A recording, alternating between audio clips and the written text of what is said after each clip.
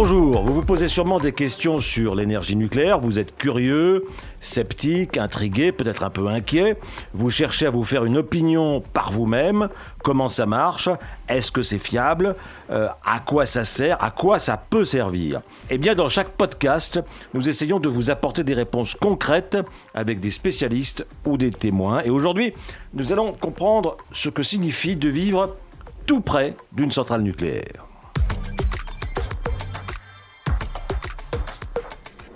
Le nucléaire en clair, un podcast de la Sfen, présenté par Jérôme Godefroy. Vivre près d'une centrale nucléaire, c'est le quotidien de centaines de milliers de Français. Il y a actuellement 56 réacteurs en service en France, dans 18 centrales, réparties sur tout le territoire, du nord au sud. Ce sont de grosses installations industrielles. Pour les populations environnantes, elles font partie du paysage et de la vie quotidienne. Ces usines d'un genre particulier réclament des précautions, mais elles sont généralement bien acceptées par les habitants des alentours. Alors pour en parler avec nous, deux élus particulièrement bien placés pour aborder la question. Marie-Pierre Mouton, bonjour madame. Bonjour. Vous êtes présidente du conseil départemental de la Drôme et vous êtes, je crois, les Républicains, c'est bien ça. Bon. Alors, sur le territoire, c'est vraiment très nucléaire, si j'ose dire. Il y a d'abord la centrale du Tricastin, c'est 4 réacteurs, mais il n'y a pas que ça, il y a d'autres installations nucléaires. Alors, nous, on a un site le plus important d'Europe, avec non seulement EDF, mais également Orano. Donc, on a en fait toute la chaîne du nucléaire. Orano, c'est ce qu'on appelait autrefois Areva. C'est ça. Et qu'est-ce qu'ils font, Orano, exactement ? Alors, ils transforment l'uranium. D'accord. Donc, et puis alors, pas loin de chez vous, il y a Cruas, c'est en Ardèche, mais c'est vraiment tout près de la Drôme. Là, il y a 4 réacteurs. Et puis après, quand on remonte encore plus vers Lyon, il y a Saint-Alban, et le budget. Donc vous êtes vraiment dans une région extrêmement nucléaire. C'est vrai, mais on est la partie la plus au sud de la France. Et vous êtes né là-dedans, puisque vous êtes né à Pierrelatte. C'est ça. Et vous avez été donc maire de Pierrelatte pendant très longtemps. Et votre papa, il était également élu local dans cet environnement. Oui, vous savez, l'histoire de Pierrelatte, mais plus globalement de ce bassin de vie qui comprend d'ailleurs plusieurs départements, il s'est fait avec le général de Gaulle qui a souhaité impulser une politique énergétique pour la France avec une indépendance énergétique et une énergie décarbonée. Et finalement, tout ce bassin de vie a grandi avec le nucléaire et j'en fais partie. D'accord. À côté de vous, il y a Bertrand Ringot. Bonjour monsieur. Bonjour. Vous êtes maire de Gravelines. Alors, la Drôme, c'est dans le Midi. Et monsieur Ringot vient du nord, près de Dunkerque. Gravelines, là, il y a une centrale nucléaire, mais qu'est-ce qu'elle est particulière, cette centrale de Gravelines ? C'est la plus importante d'Europe de l'Ouest, puisqu'elle a 6 tranches. Oui, 6 tranches, c'est-à-dire 6 réacteurs, alors qu'en France, les centrales ont 2 ou 4 réacteurs. À Gravelines, il y en a 6. Exactement. Bon, c'est lié à l'épopée, si je puis dire. C'était une épopée, le mot est peut-être un peu inadapté, mais c'est lié à l'Iran qui avait commandé à EDF 2 tranches nucléaires et le Shah d'Iran a été renversé par l'ayatollah Khomeini et donc EDF a donc dû prendre une décision parce que les 2 tranches étaient en construction et le site de Gravelines s'est imposé pour accueillir ces 2 tranches supplémentaires. Donc on est passé de 4 tranches à 6 tranches. C'était pas forcément prévu au départ. Alors vous êtes maire depuis 20 ans de cette commune de Gravelines, 12 000 habitants, c'est bien ça. Oui. Et alors d'ailleurs, j'ai vu vos scores au municipal de 2020, c'est des scores soviétiques, 80% dès le premier tour. Il faut croire que vous êtes plutôt bien accepté chez vous. Oui, bon, comme tous mes collègues maires, on essaie de faire pour un bien et de temps en temps, ça nous réussit encore mieux, si je puis dire. Alors, pour vos deux, première question, disons personnelle. Vous êtes dans le nucléaire, vous vivez à côté du nucléaire depuis très longtemps. Comment vous vivez cette présence d'installations nucléaires près de chez vous ? Qu'en disent vos amis, vos administrés ? Qu'est-ce que vous ressentez, Marie-Pierre Mouton ? D'abord, je vous le disais tout à l'heure, ce territoire, il a grandi avec le nucléaire. Ça veut dire que chacun de nous, dans nos familles, nous avons quelqu'un qui travaille sur le site du nucléaire. Donc, ça nous a familiarisés par rapport à tout ça. Puis, on a vu le territoire s'épanouir. Les villages sont restés villages avec leur authenticité, leurs pierres. Et puis, les gros bourgs, nous, c'était un gros bourg rural, notamment Pierre-Lade, puisque c'est la commune que je connais le plus. Mais je peux parler de Bolène, je peux parler des Saint-Paul-Trois-Châteaux, des communes aux alentours, se sont développés harmonieusement, accueillant des nouvelles populations et tout ce mix de populations, d'abord les ouvriers du chantier, puis ensuite les ingénieurs qui sont venus travailler sur le site, ça fait un euromélange et on est heureux d'être ensemble. Il n'y a pas de questions, il n'y a pas de crainte particulière. Non, c'est là quoi. Une industrie de haute technologie peut susciter bien évidemment des questions, évidemment, mais à côté de cela, on a le fonctionnement des commissions locales d'information qui donnent aussi ces informations, et puis on est en contact avec les exploitants du nucléaire assez régulièrement dans la vie, y compris la vie associative. Et il faut dire aussi que dans la Drôme, il y a beaucoup d'autres industries. Oui. Donc c'est un département qui est à la fois rural, agricole, touristique et industriel. On a une vallée du Rhône très dense, très industrielle, et puis on a un arrière-pays immense, avec des espaces naturels sensibles et beaucoup de paysages magnifiques.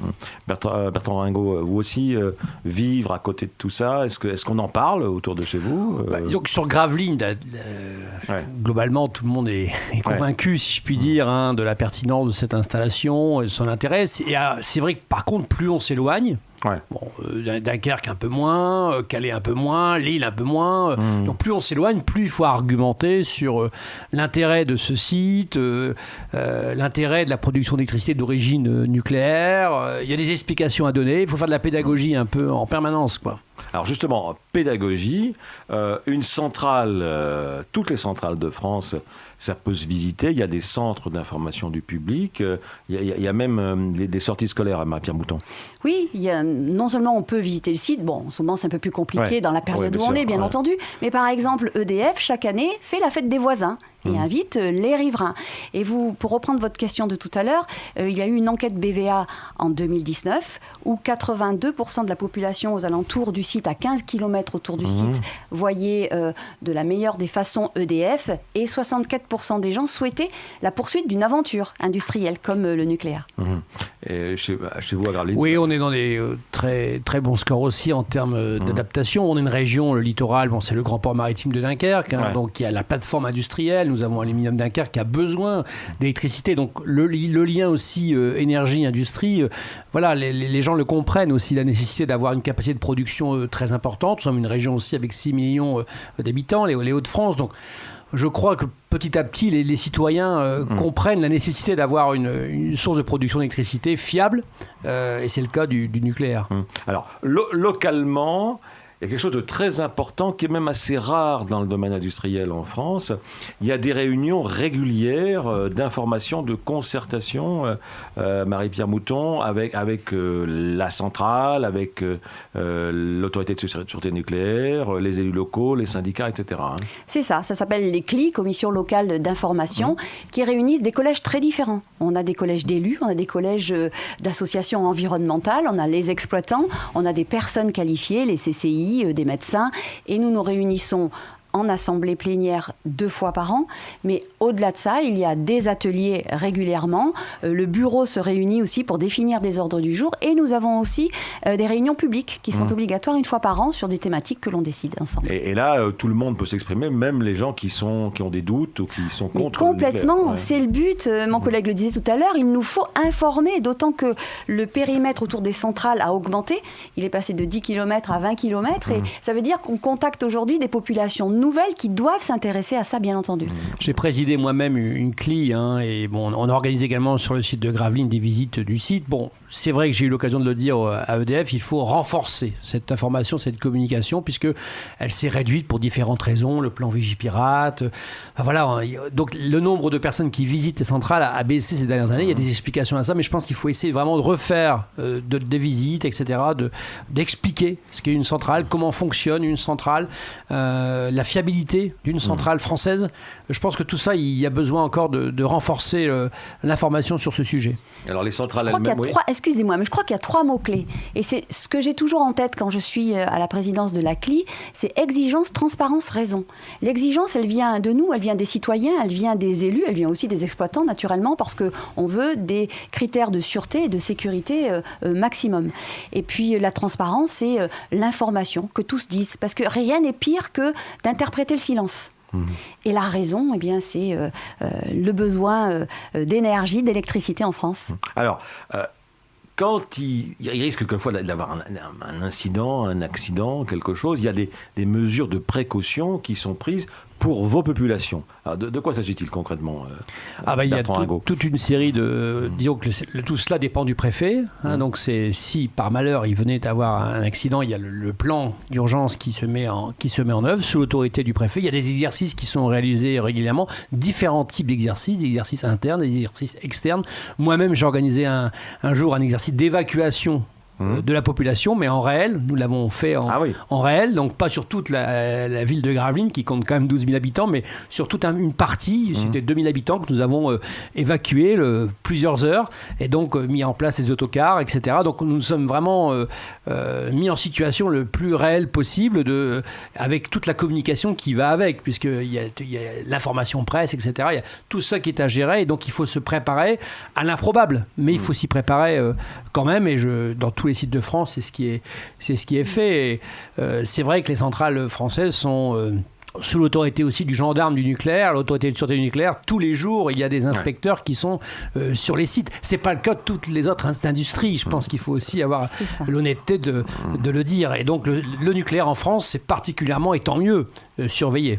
Ils sont extrêmement exigeants, nos gendarmes du nucléaire, et tant mieux. C'est ce qu'on leur demande. On distribue, c'est un peu mystérieux, on distribue des pastilles d'iode, c'est ça, dans un rayon de 20 km autour de la centrale, c'est ça. Alors c'est le nouveau périmètre, justement, et ces comprimés d'iode doivent être distribués dans les établissements recevant du public, dans les écoles, chez les particuliers, et les gens doivent se rendre dans les pharmacies pour aller récupérer ces comprimés. Et ces pastilles, elles servent à quoi, Bertrand Ringot? Il faut surcharger, si un jour il y avait malheureusement un problème sérieux, il faudrait donc prendre ces pastilles d'iode pour surcharger la thyroïde, pour éviter qu'elle capte la radioactivité. Mais ça n'a jamais été utilisé chez vous? Non, mais nulle part en France d'ailleurs. D'accord. Alors, ça, ce sont les aspects locaux, vie quotidienne avec la population.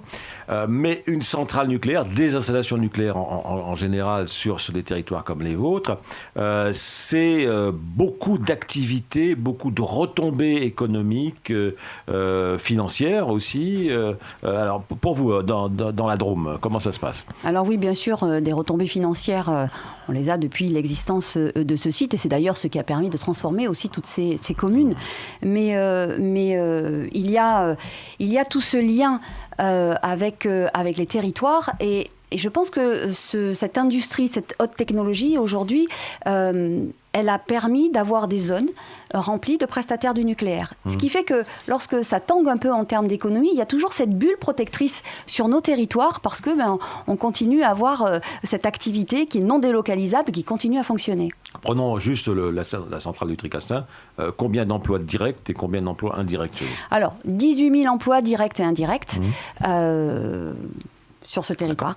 Ça comprend la boulangère, le coiffeur et l'activité économique des villes et des villages? Oui, ça comprend surtout ceux qui travaillent directement, les salariés du site, et tous les prestataires qui interviennent pour le site. Bertrand Ringot, l'autre jour, j'étais sur le site de la centrale, et justement posé cette question au directeur: combien nous sommes-nous? Parce qu'entre les travaux neufs, la maintenance, les salariés permanents, il y avait entre 4 et 5 000, au moment, à l'instant T, il y avait entre 4 et 5 000 personnes sur site. Donc voilà, c'est une ville à part entière, la vie dans la centrale, donc avec ses propres règles.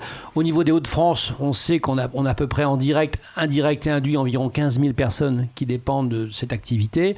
Et puis bon, tout le dispositif aussi d'enseignement qui est mis en œuvre pour former, parce qu'il faut préparer aussi. Il y a aussi un renouvellement de la pyramide des âges, fait qu'on a eu des recrutements jusqu'à une centaine de personnes par an qui ont été recrutées sur le site de Gravelines ces dernières années.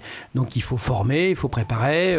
Et bon, voilà, on est une région jeune, donc on a besoin d'installations de ce type qui recrutent et surtout qui forment beaucoup en apprentissage. Ça, c'est aussi un point fort d'EDF, de former énormément en apprentissage. Et on peut évoluer, on peut rentrer à EDF et, avec un bac plus 2 et terminer ingénieur et diriger un service. Marie-Pierre Mouton, chez nous, 80 alternants par an sur EDF chaque année. Est-ce qu'on peut dire que, de certaine façon, les installations de haut niveau comme ça apporte dans vos territoires une ouverture sur le monde? Oui, bien sûr. Et comme disait mon collègue, c'est vrai que les jeunes sont aussi intéressés par ces hautes technologies. Nous avons un forum des métiers du nucléaire chaque année qui remporte un vrai succès. Les gens se forment à cette exigence de cette haute technologie. Alors, une centrale nucléaire, en plus, ça peut servir à plein de choses. Il y a des retombées économiques, industrielles immédiates. À Gravelines, il y a beaucoup d'exemples. Exactement. On a développé la première ferme de France d'aquaculture, de production de bar et de dorade en utilisant les eaux chaudes de la centrale de Gravelines. On réchauffe les méthaniers qui arrivent au port de Dunkerque à quelques kilomètres de là, et ça arrive ils sont à moins 140 degrés, on doit les réchauffer et on utilise les eaux chaudes de la centrale pour réchauffer ce gaz liquide. Donc vous voyez un petit peu déjà 2 applications très concrètes. Il y a aussi un data center près de chez vous, je crois. Oui, OVH a fait le choix de s'installer là parce qu'il savait qu'il y avait une ressource énergétique très importante, qui est et de l'aluminium, parce qu'il faut beaucoup d'électricité. Nous avons aussi la première usine d'aluminium en Europe, Aluminium Dunkerque, qui est maintenant le groupe Liberty, qui utilise la moitié d'un réacteur nucléaire pour cette production d'aluminium qui emploie quand même 600 personnes aussi. Marie-Pierre Mouton, est-ce que vous avez l'impression que la présence de ces installations de haut niveau attire d'autres investissements, pas forcément nucléaires? Ah oui. C'est vraiment... Le fait que ce soit une entreprise avec des emplois non délocalisables amène une certaine stabilité et un certain engouement aussi autour. Pour preuve, nous, nos zones industrielles tout autour sont complètement saturées aujourd'hui. Il n'y a plus de terrain pour les accueillir. On cherche à développer parce que c'est toujours créateur d'emplois et c'est important pour nous aussi. La France doit rester un pays industriel et pour rester un pays industriel, il faut qu'elle reste un pays producteur d'énergie, producteur d'électricité à un coût de production satisfaisant, compétitif. Ça, c'est un élément majeur et donc ce lien énergie-industrie, il est essentiel. Et donc ça, c'est vraiment un élément qu'il faut aussi expliquer à nos populations et je crois que ce message commence à passer davantage et je m'en félicite. J'imagine que votre attachement au nucléaire, qui se comprend bien compte tenu de votre situation à tous les deux, cet attachement est associé aussi à la défense de l'environnement. C'est pas incompatible. Non, c'est pas incompatible.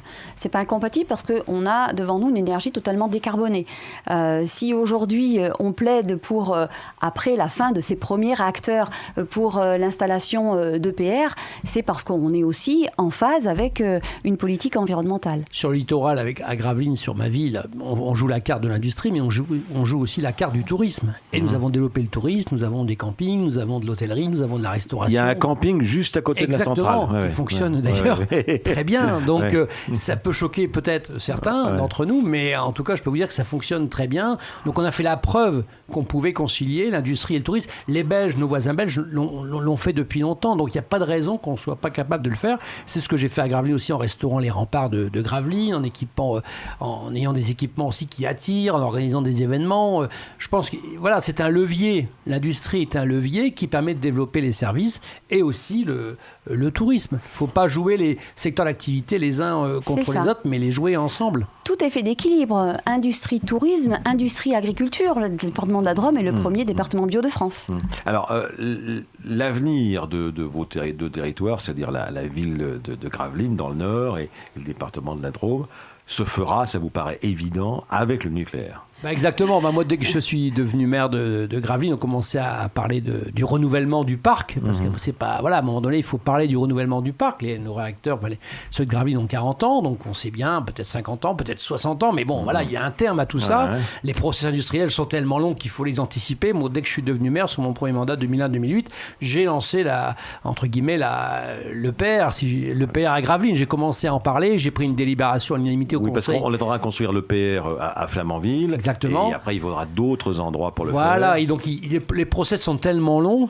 Donc il faut une dizaine d'années quasiment entre la décision et la réalisation. Donc il faut s'inscrire dans la durée. Et j'ai toujours pensé, moi, que certains sites avaient vocation à être renouvelés. Et pour ma part, je pense que c'est le cas naturel de celui de Gravelines. Bon voilà, il y a la mer du Nord, etc. On a de la place, on a du foncier, on a la main-d'œuvre, on a beaucoup d'atouts pour cela. Et surtout, on a aussi des électro-intensifs qui vont s'installer parce qu'on a toute une zone de grande industrie nationalement reconnue où nous allons accueillir d'autres opérateurs industriels parce qu'il faut en même temps, il faut aussi réindustrialiser la France et ça se fera aussi avec la production d'énergie. Marie-Pierre Mouton dans la Drôme. Oui, aujourd'hui, le gouvernement, dans le cadre de sa politique énergétique, a demandé à EDF de cibler des zones cibles pour implanter 3 fois 2 réacteurs. Donc, au nord, peut-être Gravelines, au sud, sans doute le Tricastin. En tout cas, oui, ça fait partie de l'avenir de cette énergie, de pouvoir avoir des installations avec un maximum de sûreté et qui pourront alimenter, en tout cas pour le Tricastin, tout le sud, le PACA et l'Occitanie. Sur ces sites, il y a une culture aussi technologique, scientifique qui s'est développée, une culture d'acceptabilité, une culture de confiance aussi. 2/3 des retraités qui arrivent à l'âge de la retraite à la centrale de Gravelines, les salariés qui arrivent à l'âge de la retraite veulent rester habités sur le Gravelinois. Ça, c'est aussi un élément très important que les salariés des centrales habitent à proximité des sites des centrales. Ça, c'est un élément de confiance vis-à-vis des populations qui est très important. Eh bien, je vous remercie tous les deux. Marie-Pierre Mouton, vous êtes Merci. présidente du conseil départemental de la Drôme. Bertrand Ringot, vous êtes maire de Gravelines, dans le Nord. Et conseiller départemental également. Vous pouvez retrouver ce podcast et tous les autres podcasts produits par la Sfen chez vos diffuseurs habituels et sur le site de la Sfen, sfen.org. À bientôt.